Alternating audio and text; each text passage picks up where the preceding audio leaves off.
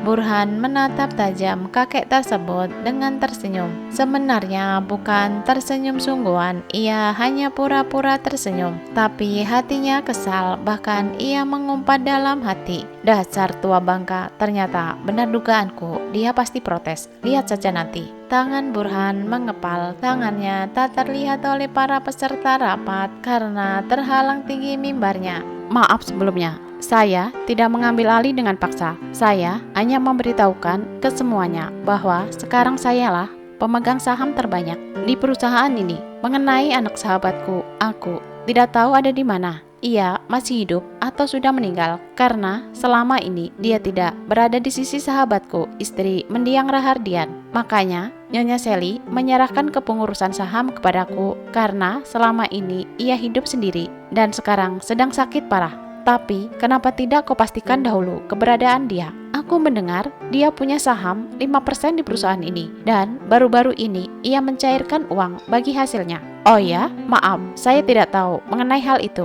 Jika dia punya saham, kenapa tidak hadir hari ini di sini bersama kita? Terus, bagaimana Anda bisa tahu? Burhan agak emosi, namun dia tahan. Ini pertama kalinya ia berada di depan para pemegang saham perusahaan Teja Kusuma. Ia melirik ke Ika dan istrinya itu tersenyum kepadanya, memberikan semangat. Saya tahu, karena sebagian sahamnya saya yang membelinya. Dia membutuhkan uang untuk membeli rumah. Kamu pasti tahu, rumahnya sekarang kalian yang menempatinya. Sinis si kakek sambil melihat ke arah Ika dan Burhan secara bergantian. Burhan sudah mengepalkan kedua tangannya sampai-sampai urat ototnya terlihat, sementara Ika menahan emosi dan hendak berdiri. Pasalnya, ia telah mengeluarkan uang yang tidak sedikit untuk membeli mansion tersebut. Ia benar-benar geram atas tuduhan menempati rumah, artinya ia dituduh mengambil rumah Rahardian. Kami tidak menempati rumah tersebut dengan paksa. Istriku membeli rumah tersebut dari Nyonya Sally. Benarkan, Nyonya Ika? Mikrofon di depan Ika menyala. Iya, saya membelinya. Ada akta jual belinya. Nanti saya perlihatkan akta jual beli tersebut beserta sertifikatnya ke semuanya. Ia berbicara dengan biasa saja, tapi sebenarnya ia gregetan dan marah. Suasana ruang meeting semakin memanas terlihat dari semua orang yang wajahnya tegang. Oh, kami tunggu sekarang juga. Sekalian hadirkan notarisnya. Suara si kakek semakin lantang. Si kakek hanya seorang pemegang saham saja. Ia tidak ada hubungan saudara dengan Rahardian, tapi ia menilai perusahaan Rahardian bagus, makanya ia menanamkan saham di sana. Maaf, Tuan Yoga Pratama yang terhormat, Anda sangat ingin menyudutkan saya, seolah-olah saya adalah pelaku yang mengambil perusahaan dan rumah pribadi milik almarhum Rahardian Teja Kusuma. Baik, saya akan menghadirkan notaris saat ini juga dan tim pengacara saya ke sini. Burhan kesal, Yoga tersenyum dengan mengangkat sebelah bibirnya. Rencana dia berhasil dengan membuat Burhan memanggil komplotannya.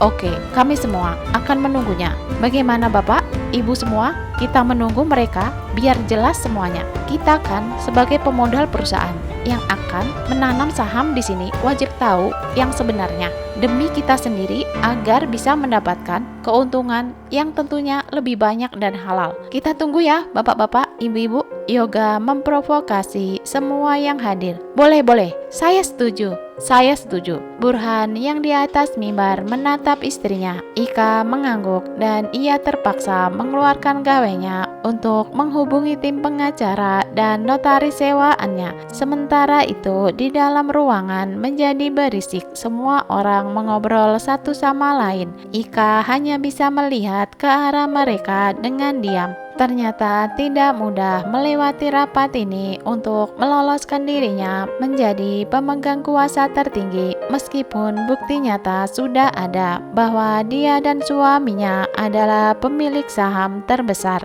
Ika melihat ke arah suaminya. Ia merasa kasihan ke suami tercintanya yang sudah berusaha bekerja keras membawanya sampai di sini, walaupun masih ada rintangan. Tidak tahu saja Ika bahwa Burhan memanipulasi semuanya tanpa sepengetahuan istrinya. Burhan meminta sejumlah uang untuk membeli mansion tersebut ke istrinya. tapi uangnya masuk ke kantong pribadinya untuk dirinya sendiri agar bisa bersenang-senang dengan para wanitanya.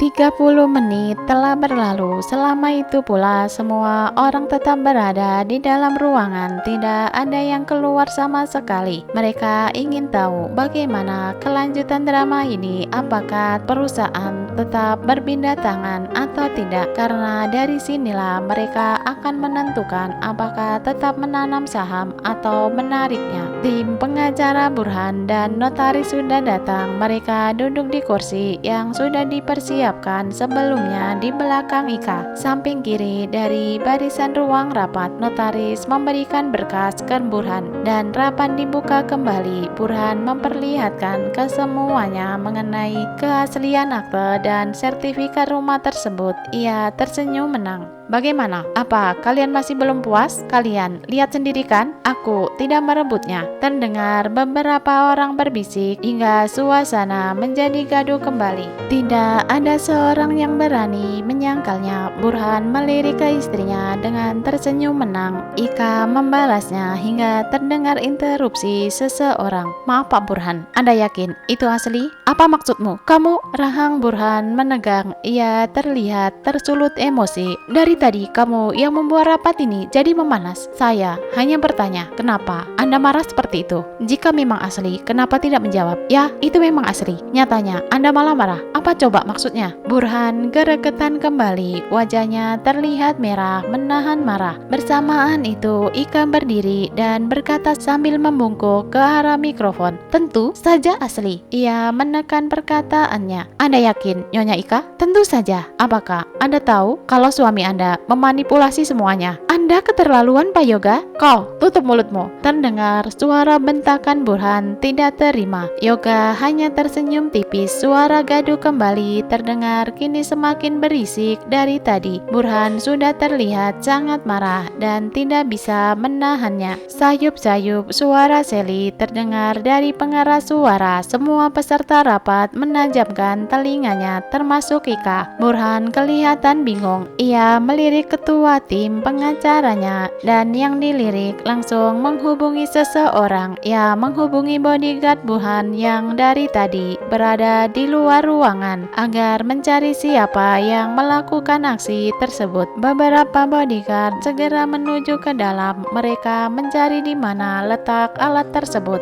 Bahkan mereka mengecek semua orang yang memungkinkan memegang HP dan menghubungkan dengan pengeras suara. Namun nihil. Ika hanya melihat bodyguard Burhan melakukan pemeriksaan. Ia merasa aneh. Sejurus kemudian ia menatap suaminya. Burhan mengangkat tangannya dengan telapak tangan menghadap ke arah Ika dengan maksud agar ia tenang. Dia tersenyum. Dari bibirnya terlihat berkata, "It's okay istriku, aku tidak kenapa-napa, pasti beres." Sesaat kemudian suara Sally berganti suara Burhan bersama notaris dan kedua tim pengacaranya. Mereka sedang merayakan keberhasilan mendapatkan uang dari istrinya untuk penjualan mansion. Mereka terbahak-bahak sangat senang dan dengan jelas Burhan berkata, "Bodohnya istriku, dia aku kibulin. Haha, rumah itu sudah kudapatkan dengan gratis karena kacungku alias Sally yang tidak tahu apa-apa itu mau saja membohongi Rardian suaminya." Haha, disambut ketawa oleh dua orang yang lain yang bersamanya. Terdengar adu tos dari kelas mereka sambil tertawa. Muka Burhan jadi ditekuk, tangannya gemetar. Di sana istrinya yang sedang duduk menatap tajam kepadanya dengan muka siap menerkam. Matanya memerah, nafasnya sudah naik turun menahan amarah yang sebentar lagi meledak. Burhan! Gigi Ika gemeretak sampai terdengar ke orang yang di sampingnya. Ia hendak berdiri menghampiri suaminya, namun sejurus kemudian terdengar gelak tawa Sally dan Burhan. Mereka sedang berduaan di kamar.